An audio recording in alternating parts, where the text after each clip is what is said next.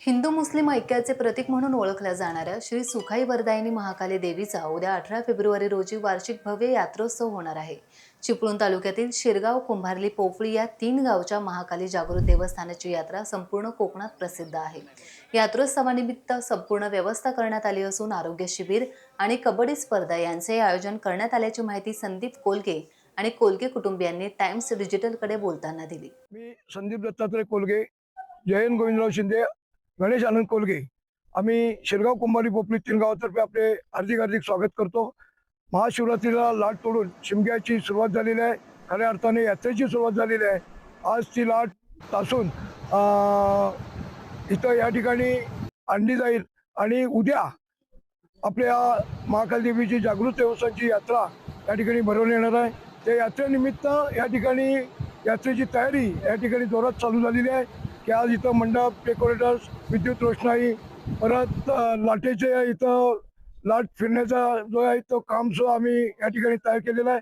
आणि विशेष म्हणजे हिंदू मुस्लिम या यात्रेचं महत्त्व म्हणजे हिंदू मुस्लिम यांचं ऐक्याचं प्रतीक इथं हे नवस आपण ज्यावेळी बोलतो ते नवस करण्यासाठी ते प्रचंड गर्दी असते आणि ती प्रचंड गर्दी आम्ही 3 गावच्या वतीने व्यवस्थित नियोजन करून त्यांना चांगलं सुलभ दर्शन मिळेल.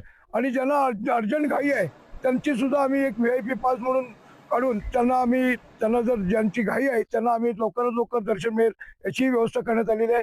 आणि आम्ही शिरगाव, कुंभारली, पोफळी 3 गावातील सर्व मंडळी आम्ही या ठिकाणी ह्या यात्रा कशी सुरळीत पार पडेल याचं आम्ही उत्कृष्टप्रमाणे नियोजन केलेलं आहे. फुलांची सजावट, अन्नप्रसादी याचंही नियोजन आमची चाकरमानी मंडळी शिरगाव, कुंभारली, पोफळी या 3 गावातील चाकरमानी मंडळी यायची सुरुवात झालेली आहे. आणि सर्व मंडळी या 3 गावातील येऊन या यात्रेला अशी प्रचंड गर्दी असते. या ठिकाणी आरोग्य शिबिर सुद्धा ठेवलेलं आहे.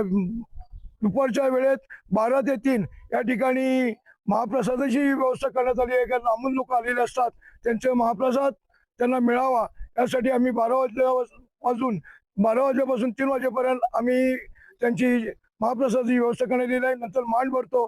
तत्पूर्वी आम्ही गुणवंतांचा आणि आमच्या देणगीदारांचा या मांडाच्या ठिकाणी आम्ही सत्कार करतो. ढोलवाद्य आहे. नंतर कबड्डीच्या स्पर्धेला सुद्धा सुरुवात झालेली आहे आणि तो अंतिम सामना सुद्धा उद्या रात्री 8 वाजता पार पडणार आहे.